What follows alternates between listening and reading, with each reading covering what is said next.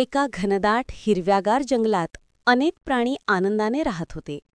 तेथे मोठी झाडं, वाहणारे झरे आणि गोड पक्ष्यांचे किलबिलाट यामुळे संपूर्ण जंगल स्वर्गासारखं भासत असे. त्या जंगलात मोती नावाचा एक छोटासा हरीण राहत होता. मोती खूपच गोड, निरागस आणि चपळ होता. त्याला जंगलातील सगळे प्राणी आवडायचे. तो सगळ्यांशी प्रेमाने वागायचा.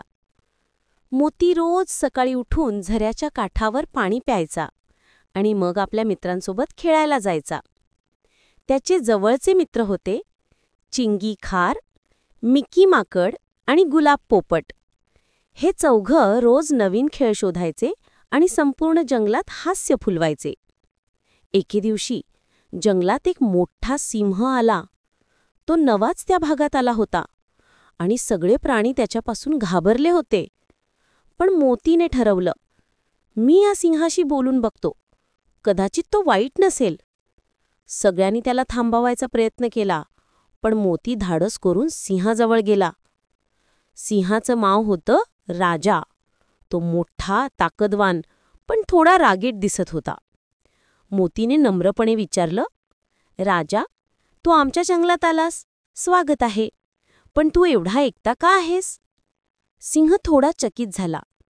कुणीही त्याच्याशी इतक्या प्रेमाने कधी बोललं नव्हतं. तो म्हणाला, मी माझं जुने जंगल सोडलं कारण तिथे कोणीही माझा मित्र नव्हता. सगळे मला फक्त राजा म्हणून घाबरायचे. मोती हसला आणि म्हणाला, इथे आम्ही सगळे मित्र आहोत. इथे कोणी मोठं किंवा छोटं नाही, फक्त मनाने चांगले असले पाहिजे. सिंहाच्या डोळ्यात पाणी आलं. त्याने मोतीला मिठी मारली आणि वचन दिलं की तो कधीच कोणाला त्रास देणार नाही. त्या दिवस नंतर राजा सगळ्यांसोबत खेळायला लागला. झऱ्याच्या काठावर बसून गप्पा मारायला लागला. जंगलातील सर्व प्राणी आता निर्धास्त झाले. छोटा मोती त्याच्या प्रेमळ स्वभावाने संपूर्ण जंगलात मैत्री आणि एकतेचं बी पेरलं. संध्याकाळी सूर्य मावळताना झाडांमधून सोनसळी किरणं पडत होती. सर्व प्राणी एका जागी बसून गाणी गात होते. मैत्री आमची सोन्याची, जंगल आहे आनंदाची. आणि त्या दिवसानंतर ते जंगल केवळ हिरवण होतं.